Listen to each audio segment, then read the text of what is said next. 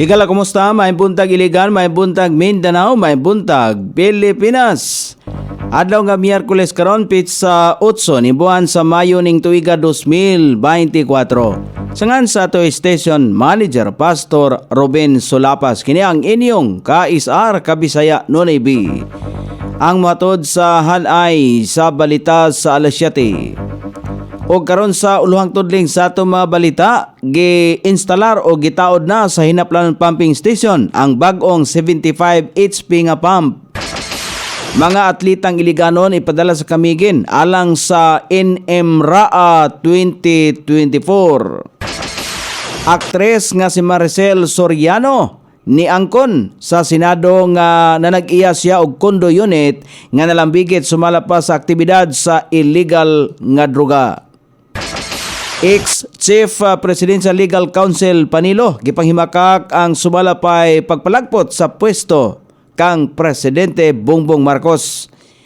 29 pesos nga kada kilo sa bugas ibaligya sugod sa bulan sa Agosto. Ikaupat nga rigudon sa pipila ka tag-as nga opisyal sa nasudnong kapulisan gipatuman ni PNP Chief Marbil.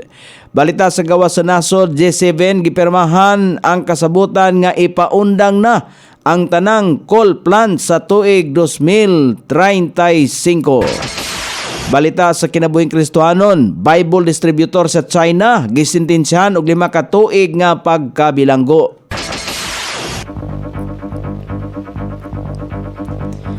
Kini ang uluhang tudling sa ato mga balita nga dalit kanato ning istasyon DXSR 106.7 sa inyong FM dial, ang bugtong radyo sa dakbayan sa Iligan nga nagsibya sa balaang kasulatan, pinasubay sa inspired and preserved, not simply dictated King James Version sa Anchor Broadcasting Corporation.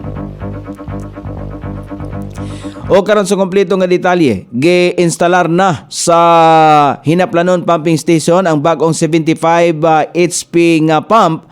Mainumduman nga nasunog ang pump sa Hinaplanon Well 4 niadtong Marso 25 ning tuiga tungod sa kadaan sa pump. Gi-order sa laing nasod ang bagong pump tungod kay wala kini dinhi sa Pilipinas. Gipasabot ni Iligan City Waterworks System Officer in Charge, Engineer Jaime Sato, kung nganong karong bulan na lamang sa Mayo nga naabot ang bag-o nga pump. Nag-overtime sa pagtaod ang Iligan City Waterworks System aron nga makabalik ang tubig sa Barangay Del Carmen, Barangay Luinab, Barangay Hinaplanon, parte sa Barangay Palao, parte sa Bagong Silang, parte sa Barangay Santiago nga apektado sa pagkaguba sa naasoing makina. Gipahibalo ang 137 ka mga ecology officer sa Iligan kung unsa ang mga kalapasan ang isyuhan og citation ticket, ang proseso sa pagdakop, kung unsa ang mga sitwasyon nga mawad-an sila og otoridad nga mangdakop pangandaman kini sa kon pagpangandam kini sa hugot nga pagpatuman sa single use plastic ban karong adlaw Mayo 8 og pag-implementar kon pag-impusar sa usa ka city environmental code lakip sa saktong paghipos sa mga basura. Mga batanong Iliganon sa Department of Education, DepEd Iligan, ipadala sa ugmang adlaw sa Kamigin alang sa ipahigayon nga Northern Mindanao Regional Athletic Association NMRAA o Regional Meet sa Mayo 13 ngadto sa 17 ni tuiga. Kapin 700 ka mga delegado ang mo presentar sa Iligan. Mas daghan kini kung ikumpara ni atong nakalabay nga tuig nga 500 ra ka mga delegado. Suportado sa LGU Iligan pinagi sa local school board o City Sports Office ang tanang mga panginhanglanon sa mga batanong atleta. Sumala pa ni Mayor Frederick Xiao nga nalipay siya nga luyo na o kon layo na ang naabot nga mga atletang Iliganon. Nakita usab niya ang potensyal sa matag usa busa alang kaniya garbo sila sa mga Iliganon. O karon sa balita sa kauluhan nga mabasa sa nagkalain-laing gula sa pamantalaan karong adlaw nga nahipos sa lawak balitanan ning istasyon. DXSR 106.7 sa inyong FM dial. Ang bugtong radyo sa dakbayan siligan nga nagsibya sa balaang kasulatan, pinasubay sa inspired and preserved, not simply dictated King James Version sa Anchor Broadcasting Corporation. Giangkon sa aktres nga si Maricel Soriano nga siya ang nanag-iya og condominium unit sa Makati City nga nalambigit sa sumala pa sa aktibidad sa illegal nga droga nga duulan sa usa ka dekada na ang nakalabay. Nahilakip ang pangalan ni Soriano sa nagsingaw nga mga dokumento sa operasyon sa Philippine Drug Enforcement Agency nga nalambigit sa pipila ka personalidad sa paggamit og illegal nga droga. Gikompirmar sa aktres nga nanag-iya siya og condo unit sa Rizal Tower Building sa Makati City. Kini mao ang Unit 46-C nga nahimong subject sa operasyon sa PDEA niadtong Marso tuig 2012. Apan sumala pa kang Maricel, gibaligya na niya ang naasing condo unit niadtong 2012 og dili lamang niya mahinumduman kung unsang bulana niya kini nabaligya. Gisulti sa Senate Public Order on Dangerous Drugs sa Chairman Senador Ronald Bato de la Rosa nga niadtong tuiga usab sumala pa ang nag-leak nga pre-operation report og authority to operate nga gipagawa sa PDEA pagkahuman nga gihangyo ang aktres nga ihatag ang insaktong bulan kung kanus-an niya nabaligya ang property. Gibulgar usab ni De La Rosa ang reklamo niadtong 2011 batok sa aktres sa iya ang duha ka kanhi katabang sa panimalay. Base sa report gisulti sa senador nga mipahawa sumala pa ang nagreklamo sa condo unit sa aktres tungod sa paggamit sumala pa nini og cocaine. Bisan pa man ini gikompirmar sa aktres nga ang hinungdan sa pagpahawa sa duha ka katabang tungod sa ilang pagpangawat.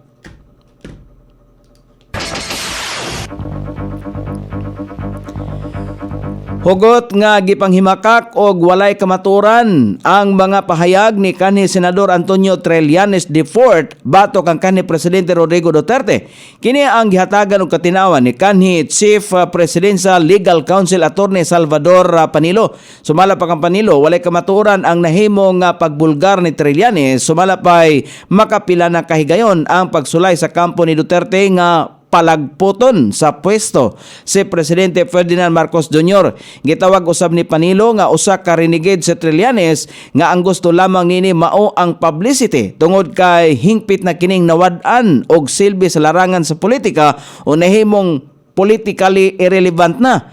Dugang pa ni Panilo ang mga nakalabay nga pagkasayop o kasalanan ni Trillanes isip usa ka sundalo og public official ang masulti lamang sumala pa niya mao kon unsa og kinsa gayod ang senador. Subay sa nahauna nga pagbulgar ni Trillanes gisulti niining padayon pa usab nga naglihok ang kampo sa kanhi Presidente Duterte aron makabalik kini sa poder sa kagamhanan.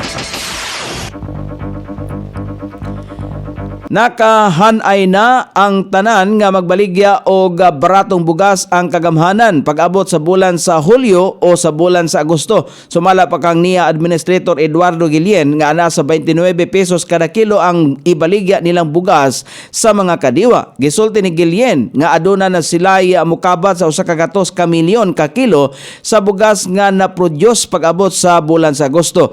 Gibutyag sa opisyal nga ang ilahang proyekto mao ang nahimong posible sa ilalom sa contract farming nga tumong niining patasan ang produksyon aron nga makabot ang rice sufficiency og security. Sa ilalom sa contract farming program yatagan og kinahanglang agriculture inputs kon agricultural inputs og kapital ang mga mag-uma aron nga mapakusgan ang productivity og competitiveness. Gilakbitan usab sa opisyal nga gisulti usab sa Department of Agriculture nga adunay supply usab dinhi nga baratong bugas sa bulan sa Hulyo.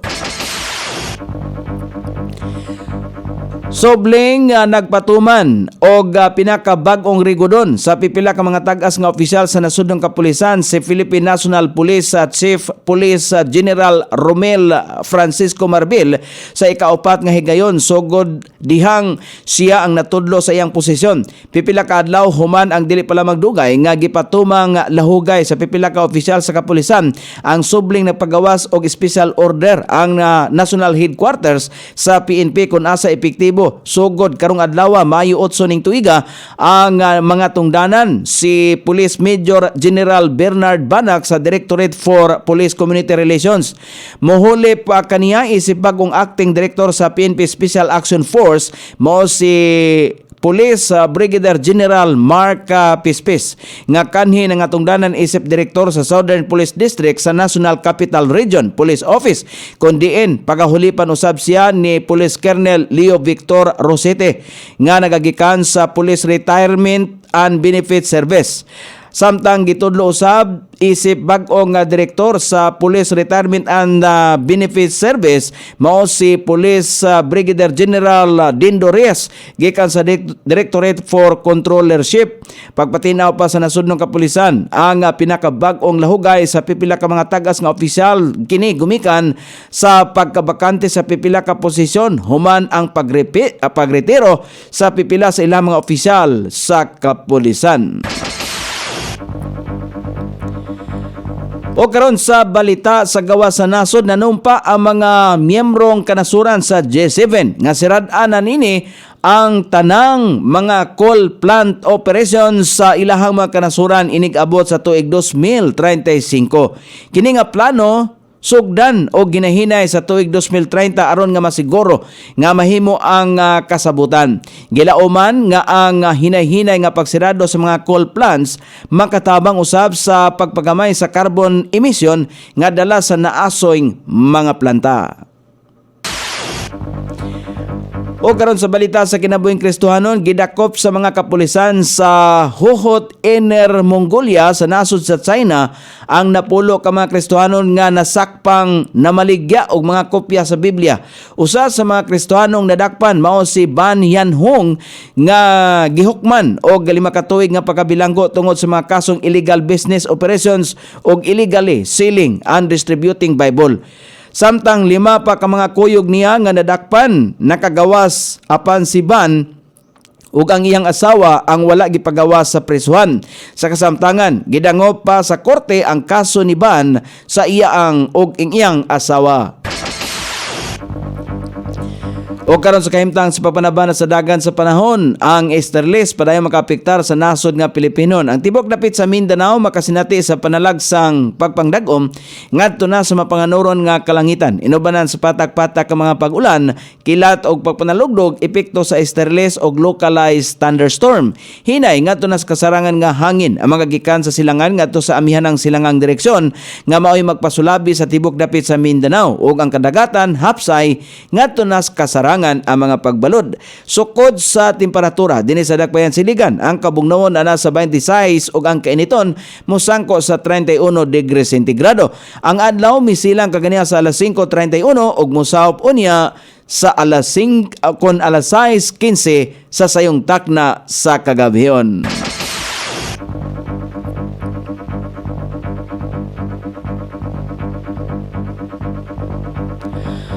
Inyong nabati ang kinatibuk ang hanay sa balita sa alas 7 nga dalit kanato ning istasyon. O di XSR 106.7 sa inyong FM dial. Ang bugtong radyo sa Dakbayan Siligan nga nagsibya sa balaang kasulatan pinasubay sa inspired and preserved, not simply dictated King James Version sa Angkor Broadcasting Corporation. Sangan sa tigsuwat sa atong balitang international og sa kinabuhing Kristohanon, Pete Jan sa balita lokal Coney Island.